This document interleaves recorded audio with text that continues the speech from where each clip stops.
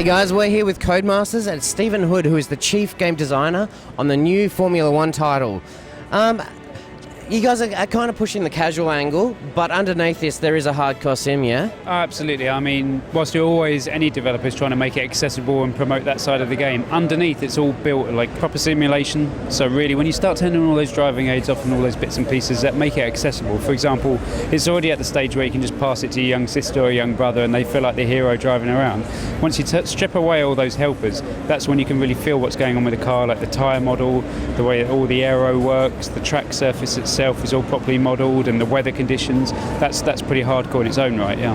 And how hard are these F1 cars to drive compared to, say, a Forza in simulation mode or a GT5 in simulation mode? Because these cars are pretty damn powerful. Yeah, that's the thing. I mean, I always find that if you're playing GT or Forza, the really popular cars tend to be the slower cars.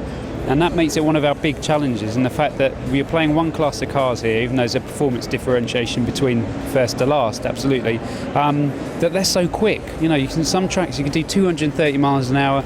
Their braking distances are so short, there's so much power going through the rear wheels. What we've tried to do is put a lot of time into making everything balanced appropriately. Even though everybody's going so fast, they're in the same class of car as well. So you're racing amongst one another, you can really position the car where you need to.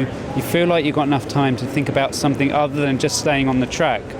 So it's a different style of driving. You need to be smoother, you need to be careful of the throttle and the brakes, but beyond that, it's a more unique challenge. So I've always thought that you can quite easily have something like GT or Forza and have a Formula One title for something different.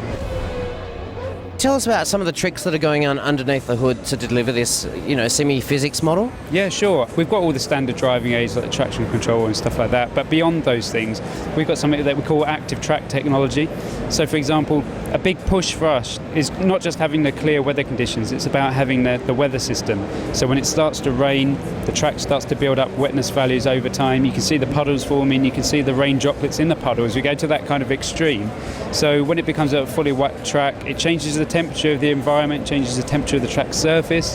That feeds into the tyres itself as well. So if you're driving around with wet tyres on which are only suited to the wet in dry conditions, as the track starts to dry, they start to burn out. And what you really need to do is deviate off the dry line that forms over time and find those puddles to cool them down. Once you got used to driving the car around, you start to appreciate all these effects. It really is going to kind of push that hardcore element of it as well, I think. Yeah. Now these cars, they're quite fragile critters. Totally. I think I've always thought the first thing people are going to do is whack the rain on, turn all the damage protection stuff off and just go driving around, crashing into other cars. It's to be expected. Anticipating that means that we've built all the interiors of the car, so you can see the engine, you can see the engine covers, you can see the radiators, and we've really reworked some of the damage modelling stuff as well that we had from Ego Tech, which is to suit the cars. They're made out of carbon fibre, so it's not about metal bending or buckling and stuff like that. It's about cracking, it's about gouging holes in the car. You can see the tyre graining themselves. Also, it absolutely affects the performance of the car as well. So if you just damage a little bit of the front wing,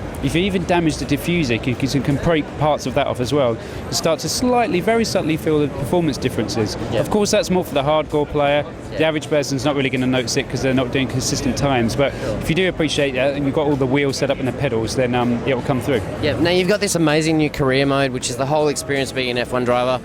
Can we crank up all the settings so that it's actually full races through all our career? So we're going to have to sit down for 3 months to finish the game? Yeah, you practically need a super license to finish it all off. There's a short race weekend, which is a single practice, a short qualifying stint, and then straight into a race. But for the hardcore, really, you can do the whole long race weekend as well, and we call that the 3 practice sessions, the proper qualifying knockout tournament of 3 sessions if you can make it through all 3, and then 100% race if you want to, right up to 7 seasons in your first career in this game. So wow. It'd probably take you longer than 3 months, to be honest, but the whole shebang is there if you want it. One of the things you mentioned during the career is making choices, whether to slag off your teammate, whether to hint that you want to go to another team. How varied are those choices when you play through the game again? I think it's pretty varied. I mean, we've anticipated people playing it through a few times because one of the key things for us is about starting your career out as a Formula One driver and then carrying that on to the next game. And I think when word about that gets out, people will probably play through the game a couple of times and then in anticipation of the next game coming up, have another go at even a better career so that's ready to transfer to the next version. So we anticipate people will play through it a few times.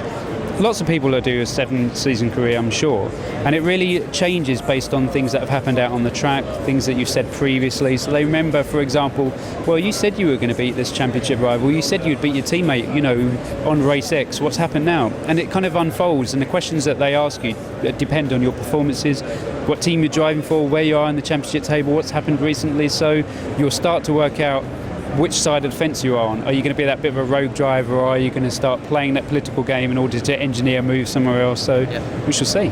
Cool. Now, in terms of online, how many cars are you going to support on the track? We're doing 12 this year, so it's half the grid really. There are some restrictions license-wise about whether or not you do the half grid or you do the full grid.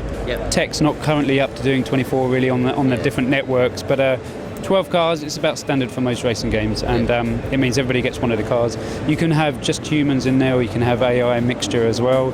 You can kind of build your own mini championships. You can say, well, let's play, me and my buddy, we're going to play these 5 tracks, we're going to make a mini championship out of this, select specific weather types, and then add the drivers that you find are competitive against your own difficulty level, all these kind of things. Can the host or the person setting the match up, can we force everyone to use the same driving aids? Yes, you can kind of, hurrah, you can ban those things. Yeah, you can't force them on somebody, but you can say these are all open, or we're not allowing access to these versions. So I think people need that anyway in this day and age. For sure, excellent. Is there anything else you'd like to add about Formula One? Only to say it's a long-term plan for Codes. We're trying to reinvent Formula One, trying to bring it back to the masses. It used to be cool years ago. There's no reason it can't be again. Built on this technology, and next year we're just taking another step forward. It's going to keep the ball rolling, I think. Awesome. From what we've seen, it's looking fantastic already. So good luck, and thank you for your time. Thank you. Thanks.